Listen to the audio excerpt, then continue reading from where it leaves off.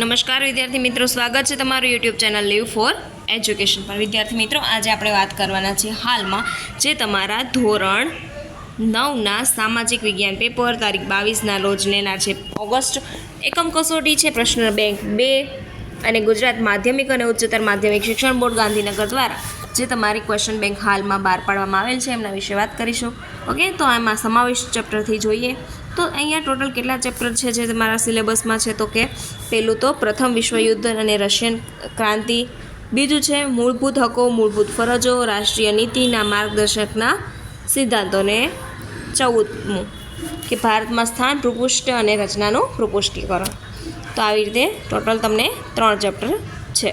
વિભાગ એ છે જે જોડકા જોડો છે। ચાલો સ્ટાર્ટ કરીએ જોડકાઓ। ઓકે, એ પહેલાં વિદ્યાર્થી મિત્રો, જો તમે ચેનલ પર નવા હોય, ચેનલને ફર્સ્ટ ટાઈમ વિઝિટ કરો છો તો ચેનલને લાઇક શેર સબસ્ક્રાઈબ કરી દો, નોટિફિકેશન બેલ આઇકન પણ પ્રેસ કરી દો કે જેથી કરીને આવા બધા જ વિકલ્પો MCQના જવાબ તમને પહેલાં મળી રહે। ચલો પહેલો ક્વેશ્ચન સ્ટાર્ટ કરીએ। અહીં આપેલું છે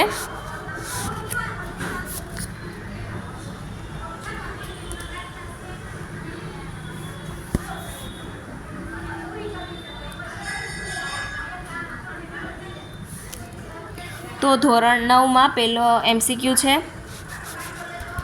પહેલામાં આવશે માઉન્ટ એવરેસ્ટ છે કેટલું ઊંચાઈ છે 8848, માઉન્ટ ગોડવિન એસ્ટ્રીન જે 8611, ત્રીજું છે ગુરુ શિખર, તો ગુરુ શિખર છે એ 1722 મીટર। 4 નંબર દખણનો ઉચ્ચ પ્રદેશ તો કે 90 મીટરથી 1100 મીટર। જૂનો કાપ તો કે જૂના કાપમાં આવશે ભાખર જે નીચે છે। ઓકે, 6 નંબર નવો કાપ, તો નવો કાપ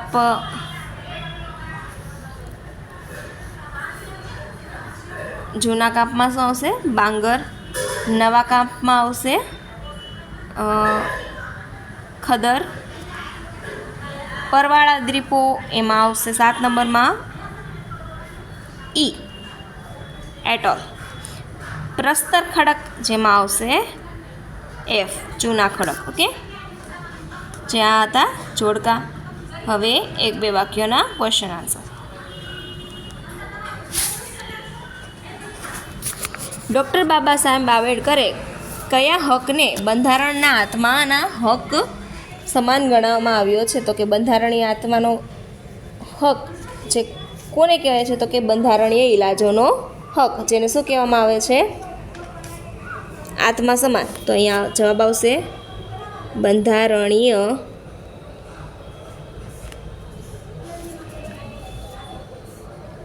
ઇલાજોનો હક।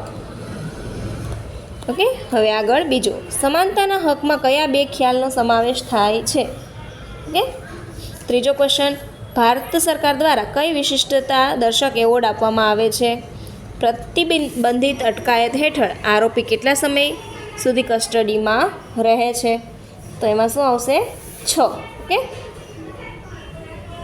24 નિવારક અટકાયત પ્રતિબંધ એટલે શું? રાષ્ટ્રીય માર્ગદર્શક સિદ્ધાંતના ઉદ્દેશો જણાવો।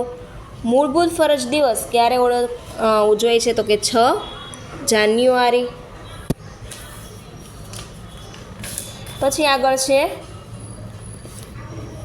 જોખમી વ્યવસાયમાં કઈ ઉંમરને રોકી શકાશે।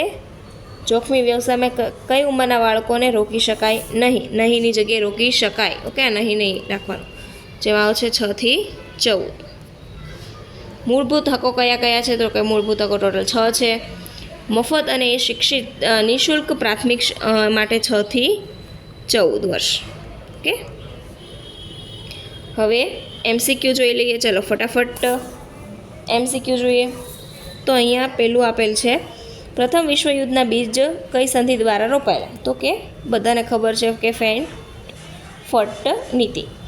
ફ્રેન્કફર્ટની સંધિમાં ફ્રાન્સે કયા પ્રદેશો ગુમાવ્યા, તો કે આલ્સેસ અને લોરેન્સ। રશિયાની બોલ્શેવિક ક્રાંતિ ક્યારે શરૂ થઈ, તો કે ઈસવીસન 1917માં શરૂ થઈ। આગળ છે રશિયા જાપાન વચ્ચે ક્યારે યુદ્ધ થયું, તો કે 1906 થી 7 વચ્ચે। હવે અહીંયા પાછા MCQ જે ખાલી જગ્યા સ્વરૂપે છે. ઓકે,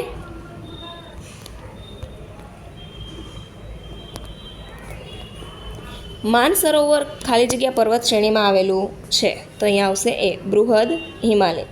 સિંધુ નદીની શાખાઓ ખાલી જગ્યા છે. તો અહીંયા શું આવશે બીજામાં? બી ઝેલમ. અરવલ્લી અને વિંધ્યાચળ વચ્ચે ખાલી જગ્યા ઉચ્ચ પ્રદેશો છે. તો કે અહીંયા આવશે માળવાનો.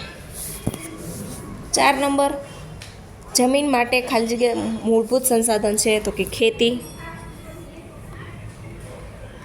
5 નંબરમાં આવશે લાંબા સમય સુધી ભેજ ગ્રહણ કરવાની ક્ષમતા જમીન ધરાવે છે. તો કઈ સૌથી વધારે? તો કે આવશે કાળી જમીન. પતકોઈ ટેકરી અરુણાચલ પ્રદેશ. તો લુસાઈ આવશે મિઝોરમ. ઓકે,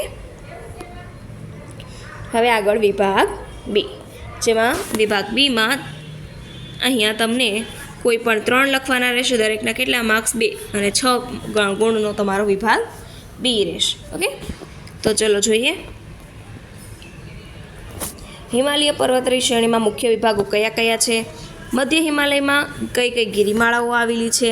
પહેલાં ક્વેશ્ચન જોઈએ, પછી ડિટેલમાં આપણે સોલ્યુશન પણ જોઈશું. ગંગાના મેદાનની પ્રદેશમાં કયા કયા શહેરો આવેલા છે? અધાતુમય ખનિજો કઈ કઈ છે? ભારતની જમીનના કેટલા પ્રકાર અને કયા કયા છે? કે અહીંયા તમને ટોટલ ક્વેશ્ચન 12 આપેલા છે, એમાંથી કોઈ પણ તમને પૂછાશે 3. સેક્શન સી જે 9 માર્ક્સનો છે, દરેકના 3 ગુણ રહેશે. તમને અહીંયા 3 ક્વેશ્ચન પૂછાશે.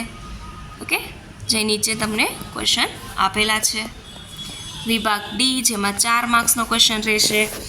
4 માર્ક્સનો તમારે કોઈ પણ એક જ લખવાનો રહેશે. આ નીચે તમારા ક્વેશ્ચન્સ છે, જોઈએ ચાલો 1 by 1. પ્રથમ વિશ્વયુદ્ધ માટે જવાબદાર પરિબળો જણાવો. રાષ્ટ્રસંઘની રચના અને તેના ઉદ્દેશ જણાવો. વેલ્સની સંધિ વિશે ટૂંકમાં માહિતી આપો. આફ્રિકાના યુરોપિયન દેશોમાં કયા કયા પ્રદેશોમાં ઉપર પોતાની સત્તા સ્થાપી હતી? નીચેના કોષ્ટકમાંથી એશિયા અને આફ્રિકાના દેશોની ઓળખને તેને વિભાજિત કરો. ઓકે, અહીંયા એશિયાના અને આફ્રિકાના દેશના નામ તમારે અલગ કરવાના છે.